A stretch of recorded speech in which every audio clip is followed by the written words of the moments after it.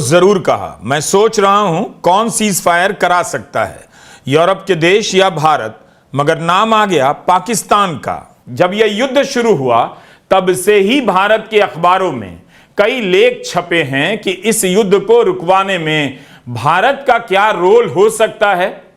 20 मार्च को नागपुर के विश्व हिंदू परिषद के कार्यक्रम में आरएसएस के प्रमुख मोहन भागवत का एक बयान आपको मीडिया में कई जगहों पर छपा मिल जाएगा। मोहन भागवत ने कहा कि आज दुनिया में युद्ध हो रहे हैं और कई देशों से यह आवाज उठ रही है कि केवल भारत ही इस युद्ध को समाप्त कर सकता है। वे ऐसा इसलिए कूटनीतिक जानकार अपने तर्कों को कैसे मांझ रहे होंगे। पूरी दुनिया में चर्चा है कि पश्चिम एशिया के सबसे बड़े संकट में अचानक से पाकिस्तान का रोल इतना महत्वपूर्ण कैसे हो गया। क्या पाकिस्तान भी शांति का पुजारी हो गया है? अभी तक की डिप्लोमेटिक पहल में भारत कहां है और क्यों नहीं है, यह सवाल पूछा जाना चाहिए। 23 मार्च को ट्रंप ने कहा कि ईरान से बातचीत चल रही है, तब उन्होंने किसी देश का नाम नहीं लिया। ईरान ने भी माना कि सीधी बातचीत नहीं हो रही मगर किसी और के जरिए चल रही है। व्हाइट हाउस ने इसकी पुष्टि कर दी है कि ट्रंप और मुनीर के बीच बातचीत हुई है। क्या इस्लामाबाद में आगे की कोई बैठक हो सकती है? इसे लेकर भारत की समाचार एजेंसी ANI ने ट्रंप की प्रेस सचिव कैरोलाइन लेविट से सवाल पूछा तो उन्होंने जवाब देने से मना कर दिया और कहा, अटकलें मत लगाइए। ANI के सवाल से पहले रॉयटर्स ने सूत्रों के हवाले से रिपोर्ट कर दिया कि इसी हफ्ते इस्लामाबाद में युद्ध खत्म करने को लेकर बातचीत हो सकती है। इस बातचीत में अमेरिका के उपराष्ट्रपति JD वांस, मिडिल ईस्ट के राजदूत स्टीव विटकॉफ और ट्रंप के दामाद जैरेड कुशनर शामिल हो सकते हैं। रिपोर्ट में यह भी लिखा है कि इस बैठक में ईरान के अधिकारी अमेरिका के अधिकारियों से मिल सकते हैं। समाचार एजेंसी ANI ने इसी रिपोर्ट के आधार पर यह सवाल पूछा होगा कि क्या इस्लामाबाद में कोई बैठक प्रस्तावित है। प्रेस सचिव ने जवाब तो नहीं दिया मगर ऐसी किसी बैठक से सीधे इनकार भी नहीं किया। उन्होंने इतना ही कहा कि इस समय सभी संवेदनशील मामलों को प्रेस के सामने नहीं लाया जा सकता। हालात बदल रहे हैं और किसी मीटिंग को लेकर किसी प्रकार की अटकलों को तब तक फाइनल नहीं माना जाना चाहिए जब तक व्हाइट हाउस इनकी घोषणा नहीं करता है। 23 मार्च को ट्रंप के बयान के बाद ही अमेरिका की एक वेबसाइट एक्सियोस ने रिपोर्ट कर दिया कि इस बातचीत में इजिप्ट, तुर्की और पाकिस्तान की भूमिका हो सकती है। वो रिपोर्ट सूत्रों के हवाले से थी, लेकिन अब स्थिति काफी साफ हो चुकी है। फाइनेंशियल टाइम्स ने भी पाकिस्तान को लेकर एक एनालिसिस किया है। लिखा है, पाकिस्तान स्टेप्स अप एज गो बिटवीन इन ट्रम्प्स ईरान क्राइसिस। अखबार के दावे के अनुसार उसका यह लेख काफी पढ़ा जा रहा है। इस रिपोर्ट को 5 पत्रकारों ने मिलकर लिखा है। पाकिस्तान को यह रोल क्यों मिला होगा? नाम तो तुर्की और इजिप्ट का भी आया। इसके पीछे एक दलील यह दी जा रही है कि सऊदी अरब नहीं चाहता कि तुर्की को वह मंच मिले, इसलिए मुमकिन है वही पाकिस्तान को आगे कर रहा है। तुर्की भी सऊदी अरब की तरफ बड़ा सुन्नी पावर है और सऊदी अरब के लिए खतरा माना जाता है। जाहिर है सऊदी अरब खुद को तुर्की से ऊपर रखना चाहेगा, इसीलिए माना जा रहा है कि उसने पाकिस्तान को आगे करने में भूमिका निभाई होगी। ईरान पर हमले के बाद तुर्की के राष्ट्रपति एर्दोगन ने जब अपनी संसद में भाषण दिया कि शिया सुन्नी एक हैं, तो तालियां बजी। यूक्रेन युद्ध के समय मीडिएटर की भूमिका निभाने वाले तुर्की की जगह अचानक पाकिस्तान का रोल अब बड़ा दिख रहा है, क्योंकि इस्राइल तुर्की को पसंद नहीं करता। वह जिस सुन्नी एक्सिस की बात करता है उसमें तुर्की भी आता है। अमेरिका भी तुर्की को लेकर ज्यादा उत्साहित नहीं होगा, क्योंकि जब ट्रंप ने गजा पीस प्लान में तुर्की को रखना चाहा तो इस्राइल ने एतराज किया, मगर इस बार अमेरिका ने यह मौका पाकिस्तान के हाथ में दे दिया है। एक ही झटके में दिखा दिया कि खाड़ी के दोनों सुन्नी पावर उसके हाथ में है। वो तुर्की को अब डंप कर रहा है, लेकिन सऊदी अरब के साथ खड़ा है, पाकिस्तान को बातचीत में ले आया है। इसलिए सवाल यह भी है कि क्या पाकिस्तान से बात करने के फैसले में सऊदी अरब ने कोई भूमिका निभाई होगी? आखिर अचानक पाकिस्तान इतना बड़ा प्लेयर कैसे नजर आ रहा है? पाकिस्तान एक परमाणु शक्ति है, सऊदी के साथ उसकी डिफेंस डील है, उससे बातचीत कर अमेरिका ईरान को संदेश दे रहा होगा कि आप पाकिस्तान को अपना दोस्त समझ सकते हैं, लेकिन उसकी बातचीत हमसे भी है, हमारा दोस्त भी है। क्रिकेट की जुबान में कहें तो भारत का गोदी मीडिया कैच के लिए रेडी था, लेकिन गेंद बाउंड्री लाइन के बाहर चली गई। यहां खूब बहस हो रही है गोदी चैनलों में कि प्रधानमंत्री नरेंद्र मोदी ही युद्ध रुकवा सकते हैं। क्या हिंदुस्तान युद्ध रुकवा पाएगा? 3 दिन पहले इंडिया टीवी के पर्दे पर यह सवाल चला। तबाही के बीच दुनिया को मोदी से उम्मीद, क्या पीएम मोदी रोकेंगे महायुद्ध? यह रिपब्लिक भारत का सवाल था। सिर्फ भारत रोक सकता है ईरान जंग। न्यूज 18, ईरान इसराइल की जंग खत्म करा सकता है भारत। क्यों पीएम मोदी पर टिकी दुनिया की निगाहें? टीवी 9 की यह हेडलाइन। किस आधार पर भारत में इस सवाल पर चर्चा हो रही है कि भारत के पास शांति का मंत्र है? शांति का मंत्र होने की पहली शर्त है कि जिस देश ने हमला किया उसका नाम लेकर निंदा की जाए। क्या भारत कर सका? फिनलैंड के राष्ट्रपति ने 18 मार्च को जरूर कहा, मैं सोच रहा हूं कौन सीज फायर करा सकता है, यूरोप के देश या भारत, मगर नाम आ गया पाकिस्तान का। जब यह युद्ध शुरू हुआ तब से ही भारत के अखबारों में कई लेख छपे हैं कि इस युद्ध को रुकवाने में भारत का क्या रोल हो सकता है। 20 मार्च को नागपुर के विश्व हिंदू परिषद के कार्यक्रम में आरएसएस के प्रमुख मोहन भागवत का एक बयान आपको मीडिया में कई जगहों पर छपा मिल जाएगा।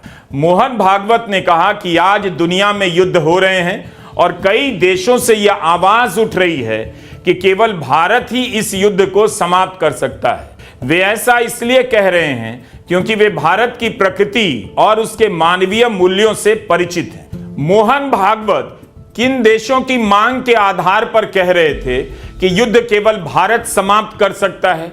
क्योंकि भारत की प्रकृति कुछ अलग है। पिछले 5 वर्षों में दुनिया में 2 बड़े युद्ध हुए। पिछले 1 साल में ईरान और इसराइल के बीच 2 बार हुए। यूक्रेन और रूस के बीच 4 साल से युद्ध चला ही आ रहा है। इन 2 युद्धों को रुकवाने में भारत ने कौन सी भूमिका निभाई? अगर यह धारणा बनाई जा रही है कि भारत विश्वगुरु बन गया है और युद्ध रुकवा सकता है, तो 1-2 उदाहरण तो देश के सामने रखना ही चाहिए कि किस युद्ध को रुकवाने में भारत की डिप्लोमेसी ने गहरी भूमिका अदा की है। अगर भारत रुकवा सकता है तो भारत ने पहल क्यों नहीं की? उसकी जनता कितनी परेशान है? सरकार का बजट घाटा बढ़ सकता है, तब फिर युद्ध रुकवाने से भारत को कौन रोक रहा है? अगर किसी ने रोका हुआ है तो भारत युद्ध कैसे रुकवा सकता है? हम ये नहीं कह रहे कि युद्ध आज समाप्त हो गया और इसमें भारत के लिए कोई भूमिका नहीं बचती, मगर इस अहम पड़ाव पर अगर पाकिस्तान का रोल बढ़ रहा है तो सवाल भारत से होना चाहिए। भारत और ईरान की दोस्ती का इतिहास, संस्कृति और परंपराओं तक जाता है। कूटनीति उसके बाद की चीज है। पाकिस्तान का उभरता रोल प्रधानमंत्री मोदी के लिए क्या अच्छी खबर मानी जा सकती है? क्या उन्होंने युद्ध से पहले इसराइल जाकर गलती कर दी और अब यह गलती बड़ी दिखाई देने लगी है? जो देश हमला करने वाला है उसकी यात्रा करने का फैसला किसका था? क्या विदेश मंत्रालय की या सोची समझी कूटनीतिक रणनीति थी, या प्रधानमंत्री मोदी का अपना निर्णय था कि ईरान जैसे पुराने दोस्त को छोड़कर उस देश की यात्रा की जाए जो ईरान पर हमला करने वाला है? इस नई दोस्ती का क्या सिला मिला? अमेरिका ने ग्लोबल स्टेज दे दिया पाकिस्तान को। अगर यही जगह भारत को मिली होती तो आज बीजेपी गांव-गांव में टीवी सेट लगाकर बैठ गई होती कि भारत ग्लोबल पावर है, युद्ध रुकवा रहा है। सबको प्रधानमंत्री मोदी के पास आना पड़ रहा है। गोदी मीडिया डिबेट का तूफान खड़ा कर देता कि भारत विश्वगुरु बन गया। सवाल है कि इसराइल का दामन पकड़कर क्या प्रधानमंत्री मोदी ने अपनी विदेश नीति को खुद ही पटरी से उतार दी? इसराइल की यात्रा करने के बाद ईरान की दोस्ती से भी गए और अमेरिका ने भारत को किनारे कर पाकिस्तान को मंच दे दिया। इस पर बहस होनी चाहिए। India stands with Israel firmly, with full conviction in this moment and beyond.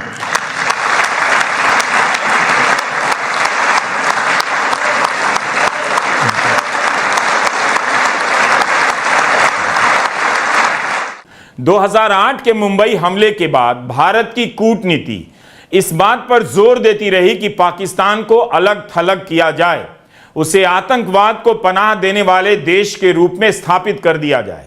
अब आयरनी देखिए, हिंदी में विडंबना।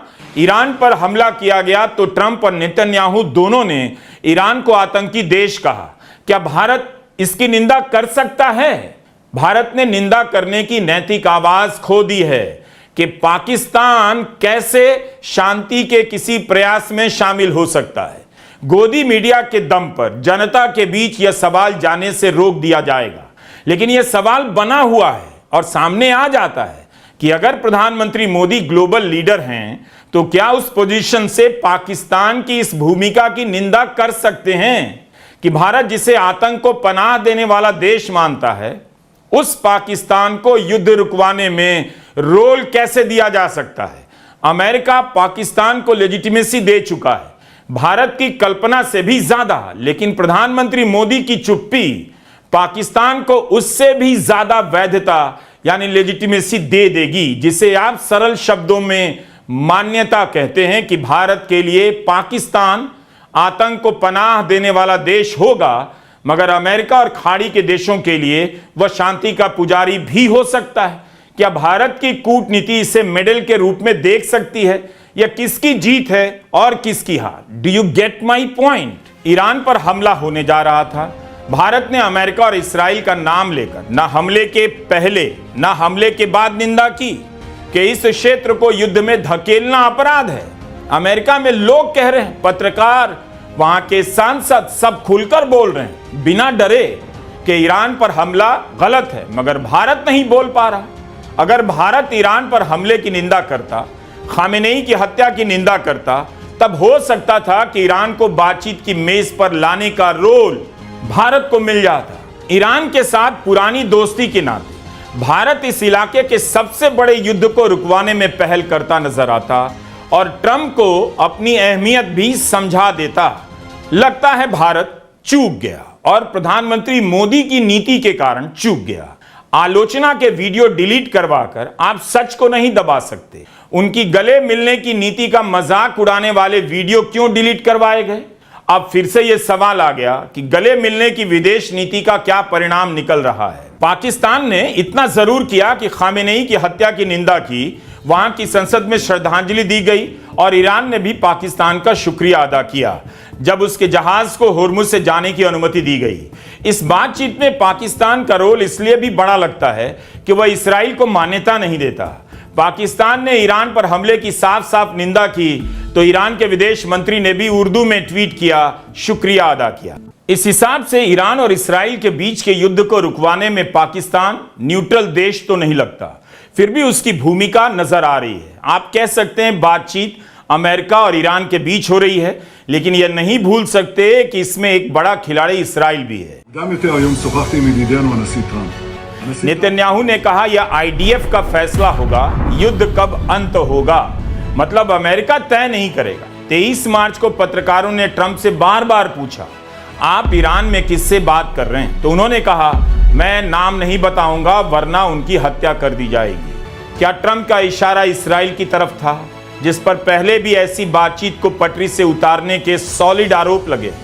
लारिजानी की हत्या के पीछे भी यही कहा गया कि लारिजानी अमेरिका के साथ बातचीत की कड़ी हो सकते थे, मगर इसराइल ने उनकी हत्या करवा दी। लेकिन नेतन्याहू के बयान का एक हिस्सा गौर करने लायक तो है। उन्होंने यह भी कहा कि ईरान के ऊपर इसराइल ने जो कामयाबी पाई, उसके आधार पर ईरान के साथ डील की जा सकती है। अपनी सुरक्षा के लिए इसराइल ईरान और लेबनान पर हमले जारी रखेगा। नेतन्याहू ने अभी तक यह नहीं कहा कि पाकिस्तान उसे मान्यता नहीं देता तो वह इस बातचीत में मीडिएटर कैसे हो सकता है। भारत इसराइल को मान्यता भी देता है और अपनी प्राथमिकता में ऊपर भी रखता है, तब भी इसराइल से युद्ध रुकवाने में भारत की भूमिका क्यों नहीं? इसी के साथ उन संदर्भों को भी याद रखना जरूरी है जिसके तहत पाकिस्तान का जिक्र हो रहा है। ट्रंप ने कई बार पाकिस्तान का जिक्र भारत को चिढ़ाने के लिए भी किया है, लेकिन पाकिस्तान की इस नई भूमिका को आप केवल उसी चश्मे से नहीं देख सकते। पश्चिम एशिया के देश भारत के लिए अनजान नहीं रहे। प्रधानमंत्री मोदी ने खासकर इस क्षेत्र को काफी अहमियत दी। इन देशों में कई बार उनका दौरा हुआ। सऊदी अरब 2 बार गए। सऊदी अरब ने उन्हें अपने सर्वोच्च राजकीय पुरस्कार ऑर्डर ऑफ अब्दुल अजीज अल सऊद से सम्मानित किया। 6 बार संयुक्त अरब अमीरात गए। यूएई ने उन्हें order of the Zayed medal से सम्मानित किया। बहरीन ने उन्हें king Hamad order of the renaissance से सम्मानित किया। ओमान और कुवैत का भी उन्होंने दौरा किया। तो इस हिसाब से सवाल पूछा जाना चाहिए कि इस युद्ध में अभी तक भारत की क्या भूमिका रही। युद्ध रुकवाने में क्या भारत की अब भी कोई भूमिका हो सकती है? संसद में प्रधानमंत्री मोदी ने कहा भी कि उनकी सभी देशों से बात चल रही है। उन्होंने नहीं कहा कि भारत ने युद्ध रुकवाने की पहल भी की है। जब से ये युद्ध शुरू हुआ है तब से ही प्रभावित देशों में हर भारतीय को जरूरी मदद दी जा रही है। मैंने खुद पश्चिम एशिया के ज्यादातर देशों के राष्ट्राध्यक्षों के साथ 2 राउंड फोन पर बात की है। सभी ने भारतीयों की सुरक्षा का पूरा आश्वासन दिया है। बात हुई है और होती रहती है, लेकिन क्या बात होना ही ऐसे बड़े संकटों में भूमिका निभाना है? प्रधानमंत्री मोदी के बयान से पता नहीं चलता कि उनकी अगुवाई में भारत इस युद्ध में किसी तरह की भूमिका निभा रहा है या नहीं। हमलों से घिरे खाड़ी के 6 में से 5 देशों ने प्रधानमंत्री मोदी को सर्वोच्च नागरिक सम्मान दिए हैं। तो इन देशों ने भारत से युद्ध रुकवाने का आग्रह नहीं किया। इसकी जानकारी प्रधानमंत्री मोदी के बयान से नहीं मिलती है। पश्चिम एशिया में भारत की सक्रियता ने पाकिस्तान को अलग थलग किया और इसका दावा किया जाता रहा है, लेकिन ऑपरेशन सिंदूर के बाद से स्थितियां बदली हैं। गजा के समय भी पाकिस्तान के पास मीडिएटर का रोल नहीं आया। एक परमाणु शक्ति और सुन्नी पावर के रूप में पाकिस्तान के लिए इससे बेहतर मौका और हो नहीं सकता था। इसलिए ईरान के साथ बातचीत में उसकी भूमिका भारत के लिए शायद अच्छी खबर ना हो। अगर युद्ध रुक गया तो क्या पाकिस्तान की पहल से आई शांति को लेकर प्रधानमंत्री मोदी जश्न मना पाएंगे? सोच कर देखिएगा। भारत ने ईरान को किनारे कर शायद बड़ी गलती कर दी। राहुल गांधी ने गुजरात की एक सभा में कहा, प्रधानमंत्री मोदी इन सवालों पर बहस नहीं कर सकते क्योंकि वे दबाव में हैं। डोनाल्ड ट्रंप ने नरेंद्र मोदी को कंट्रोल कर रखा है। कैसे? एक एप्स्टीन और दूसरा अदानी। और अदानी के बारे में थोड़ा सा मैं आपको समझाना चाहता हूं। मोदी जी और बीजेपी का जो पूरा फाइनेंस का स्ट्रक्चर है यह अदानी है, और इस कंपनी पर अमेरिका में कोर्ट केस लगा दिया और मोदी जी को सीधा मैसेज दे दिया। वो कोर्ट केस अदानी को धमका नहीं रहे, वो मैसेज मोदी जी को गया है कि ज्यादा उठपटांग की, हिंदुस्तान के लोगों के साथ ड्रामा करना कर लो, हमारे साथ ड्रामा किया ना तूने, फिर देखना। पूरा का पूरा रिकॉर्ड उनके हाथ में भाई। पैसा कहां गया, कहां से कहां गया, कैसे जाता है, कब जाता है, सारा हाथ में। डोनाल्ड ट्रंप ने तो खुल के कह दिया, गूगल पे जाइए देखिए, वो तो कह रहा है कि भैया मैं नरेंद्र मोदी के करियर को खत्म कर दूं जब चाहता हूं, मुझसे मत करवाओ। तो कंट्रोल उनके हाथ में है। प्रधानमंत्री 100% कॉम्प्रोमाइज्ड है। आप उनकी आंख को देखिए, टीवी पे देखिए। आप 25 मिनट का भाषण दिया, अभी दिया। आप बताइए, अमेरिका के खिलाफ कुछ बोला, एक शब्द बोला? 100% कंट्रोल में है। और आप देखते जाओ, जो भी होगा वो हिंदुस्तान के फायदे के लिए नहीं होगा, अमेरिका के फायदे के लिए होगा। देख लेना, आपको दिखेगा। एक बार बंदा कॉम्प्रोमाइज हो जाता है, आदमी कॉम्प्रोमाइज हो जाता है, फिर बात वहीं खत्म हो जाती है। आप देखना।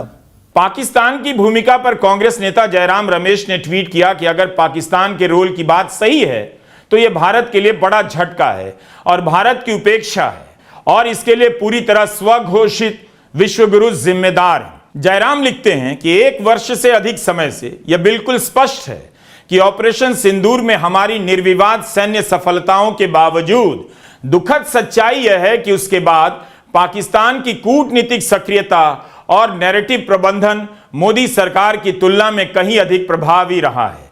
पाकिस्तान जो राजनीतिक, सामाजिक, आर्थिक और वैश्विक स्तर पर बेहद नाजुक स्थिति में था, उसे एक नई जिंदगी मिल गई। राष्ट्रपति ट्रंप ने बार बार और गर्मजोशी से उस व्यक्ति का आवभगत किया जिसकी भड़काऊ और उकसाने वाली बयानबाजी ने 22 अप्रैल 2025 को पहलगाम आतंकी हमलों की पृष्ठभूमि तैयार की। साथ ही फील्ड मार्शल आसिम मुनीर को 2 बार व्हाइट हाउस में आमंत्रित किया।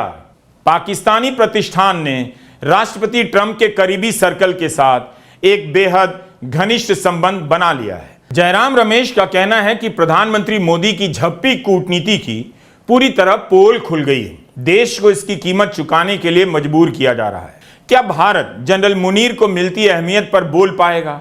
भारत इस पूरे मामले को कैसे देखता है, इस पर विदेश मंत्री को कुछ तो बोलना चाहिए। इस युद्ध में ईरान का साथ छोड़ने को लेकर कांग्रेस ने लगातार सरकार की आलोचना की। कांग्रेस नेता सोनिया गांधी ने बाकायदा अखबारों में लिखा कि ईरान के साथ भारत के कैसे रिश्ते रहे हैं, कितने पुराने रिश्ते रहे हैं, लेकिन उनकी इस लाइन को सरकार ने अनसुना कर दिया।